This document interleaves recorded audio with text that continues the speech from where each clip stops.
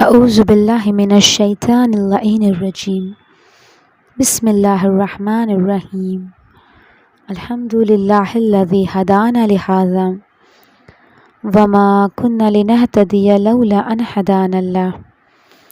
عزیزو، حضرت عباس علیہ السلام سے منسوب ایک چھوٹا سا عمل ہے، اور یہ عمل بہت ہی مجرب عمل ہے۔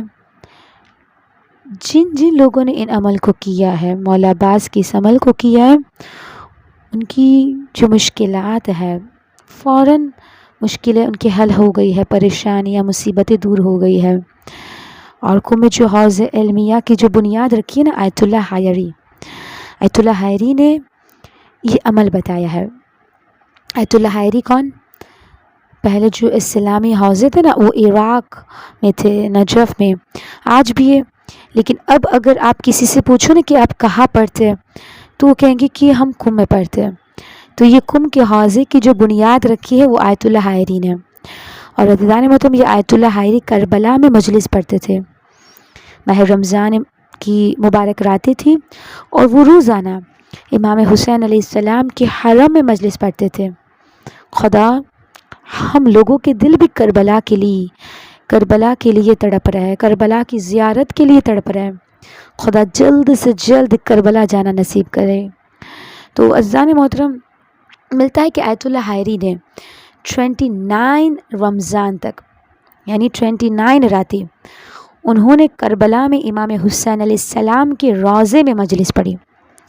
اور عزیزان محترم، یہ سب کو نصیب نہیں ہوتا، یقیناً یہ ایک سعادت، ایک خوش نصیبی ہے کہ رمضان کے پورے مہینے کی مجلس پڑھنے کا کربلا میں، وہ بھی روضہ حسین میں نصیب ہوا، بہت بڑی خوش نصیبی ہے۔ اب عزیزان محترم، انہوں نے 29 مجلس پڑھی، لیکن 29 مجلس میں وہ اعلان کرتے ہیں، مجلس میں یہ اعلان کرتے کہ کل ہماری مجلس مولا عباس کے روضے میں ہوگی۔ 29 مجلس امام حسین کے روضے میں، اور جو آخری ایک مجلس ہے مولا عباس کے روضے میں۔ انہوں نے یہ اعلان کیا کہ آپ سب وہاں آ جانا، میں آپ سب لوگوں کو ایک تحفہ دوں گا۔ عزیزو، یہ سب روحانی تحفے ہوتے ہیں۔ دیکھیے، اگر کسی نے ہمیں ایک ڈریس دیا ہو، ایک اسکارف دیا ہو، یا کچھ بھی کوئی گفٹ دیا ہو، تو عزیزان محترم کوئی بھی چیز دی ہو، لیکن کیا ہوتا ہے کہ وہ یوز ہو جاتی ہے، فانی چیز ہے نا۔ لیکن ایسی چیزیں، یعنی تحفے جو ایسے ہوتے ہیں وہ ہمیشہ کے لیے، جو روحانی تحفے ہوتے ہیں نا، وہ ہمیشہ کے لیے باقی رہتے ہیں۔ جو ہمارا فرض ہے کہ اگر ہمیں پتہ چلے تو دوسروں تک پہنچائیں، تاکہ اس کی مشکل بھی آسان ہو جائے۔ عزیزان محترم، یقیناً نام عباس اس میں اعظم سے کم نہیں ہے، بہت ہی مجرب ہے یہ عمل، کیونکہ مولا عباس باب الحوائج ہے۔ اور عزیزو، یہ جو واقعہ جس نے بیان کیا ہے وہ نجف کے ایک طالب علم نے، تو وہ طالب علم بیان کرتا ہے کہ اس وقت میں عراق میں تھا، اور اس وقت ایران اور عراق کی جنگ ہو رہی تھی۔ اور جب ایران اور عراق کی جنگ ہو رہی تھی تو نارمل جو وہاں کی پبلک تھی، انہیں یہ پرمیشن نہیں ہوتی تھی کہ ایک کنٹری سے دوسرے کنٹری بارڈر کراس کر کے جائے، نہ پاسپورٹ چلتا ہے، نہ ویزا چلتی ہے، ٹھیک ہے، جو جہاں ہے اسے وہیں پہ رہنا پڑتا ہے۔ تو وہ طالب علم بیان کرتا ہے کہ میں عراق میں تھا اور میری ماں ایران میں تھی، اور وہ زمانہ بھی نہیں تھا کہ چلو موبائل سے بات کر لے۔ عزیزان محترم، ذرا سوچئے وہ کتنا سخت وقت ہوگا کہ ان کی ماں ان سے ملنے کے لیے کتنی تڑپتی ہوگی، اور وہ طالب علم کہتا ہے کہ میں میری ماں کے لیے تڑپ رہا تھا۔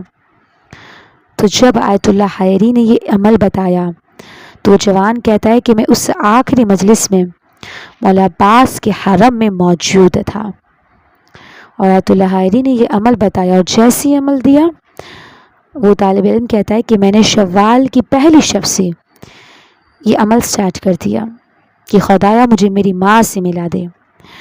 اب وہ جوان طالب علم کہتا ہے کہ میں نے فرسٹ شوال کی رات کو یہ عمل کیا، سیکنڈ شوال کی رات میں بھی عمل کیا۔ تو ذرا تم دیکھیے، ایک ہی بار میں اگر ہمیں جواب مل جاتا ہے، لیکن عزیزو کبھی کبھار ایسا بھی ہوتا ہے کہ دعا قبول نہ ہو، کبھی کبھار ہمارے گناہوں کی وجہ سے دعا میں رکاوٹیں آ جاتی ہیں، کبھی کوئی اور وجہ بھی ہوتی، کبھی خدا امتحان لینا چاہتا ہے، بہت ساری وجوہات ہیں. تو عزیزان مطلب کبھی ایک بار جب ہم عمل کرتے تو ہمیں جواب مل جاتا ہے، لیکن کبھی کبھار ایسا بھی ہوتا ہے کہ ہم بہت عرصے سے عمل کر رہے ہوتے لیکن حاجتیں قبول نہیں ہوتی.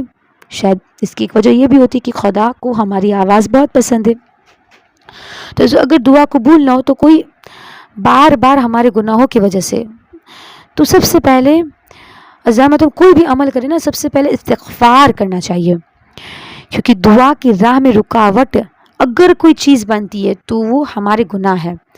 تو اس کا مطلب یہ نہیں کہ دعا ہی نہیں مانگے، نہیں، گنہگار ہے تو کیسے مانگے، نہیں، ایسا بات نہیں عزیزو، نہیں. اللہ گنہگار کی دعا کو قبول نہیں کرے گا تو کس کی کرے گا، ہے نا. اللہ بہت رحمان الرحیم ہے، بادشاہ ہے، وہ رحمان الرحیم بادشاہ ہے. تو پہلے استغفار کرے، ٹھیک ہے، پھر دعا مانگے. تو جوان کہتا ہے کہ میں نے 1 نہیں 2 نہیں 8 راتوں تک یعنی 8 شوال تک میں نے یہ عمل کیا. اور جب 8ویں رات آئی، 8ویں شب آئی کہ جب میں عمل کر کے سویا، خدا پہ مکمل یقین تھا. عزیزان مطلب کبھی بھی یہ نہیں کہنا چاہیے کہ جو نصیب میں ہوگا وہ ملے گا، نہیں. اور کیوں ایسا نہیں کہنا چاہیے؟ کیونکہ خدا نے اپنی مشیت میں بندوں کی دعا کا ایک الگ مقام رکھا ہے. ہماری کوشش، ہماری دعا، خدا کی مشیت، جب یہ سب ملتا ہے نا تبھی قسمت بنتی ہے.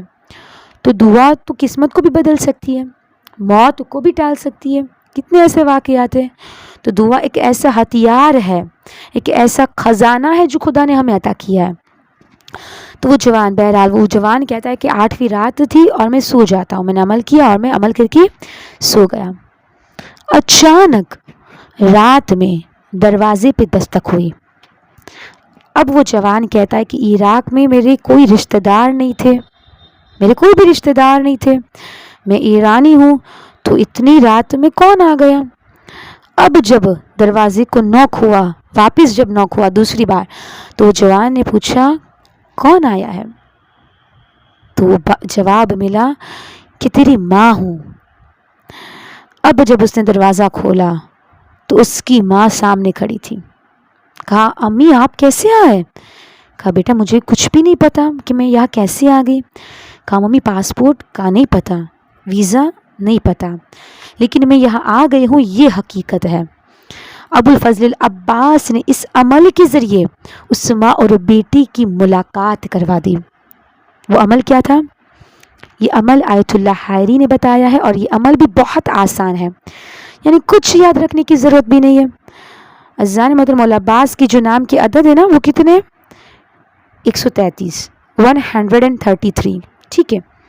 تو 133 مرتبہ، 133 ٹائمز 133 مرتبہ صلوات پڑھنے کی ہے. آگے پیچھے پہلے 133 مرتبہ صلوات پڑھے، پھر 133 مرتبہ یا عباس پڑھنا ہے، اور پھر 133 مرتبہ صلوات پڑھنی ہے، ٹھیک ہے. یعنی آگے پیچھے 133 مرتبہ درود پڑھے، اور درمیان میں مولا عباس کا نام یا عباس 133 مرتبہ لے. عزیزان محترم، تو اس عمل کو ضرور کریں اور پھر خدا سے مولا عباس کا واسطہ دے کے دعا مانگے، انشاءاللہ کہ حاجت قبول ہو جائے گی، ٹھیک ہے. اور یہ عمل اپنے پاس نہیں رکھنا ہے، ٹھیک ہے، سب کو بتائیں تاکہ سب اس عمل کا فائدہ اٹھا سکے. اور خدا ہم سب کو توفیق دے اور کہ ہم سب اس عمل کو کر سکیں، اپنے لیے بھی دعا کریں اور دوسروں کے لیے دعا کریں، کیونکہ دعا کا اصول ہے کہ جب ہم دوسروں کے لیے دعا کرتے ہیں تو خدا ہماری دعا کو پہلے قبول کرتا ہے، اور جب عمل کرے تو یقین کے ساتھ کرے، کیونکہ مولا عباس باب الحوائج ہے، سقائے سکینہ ہے.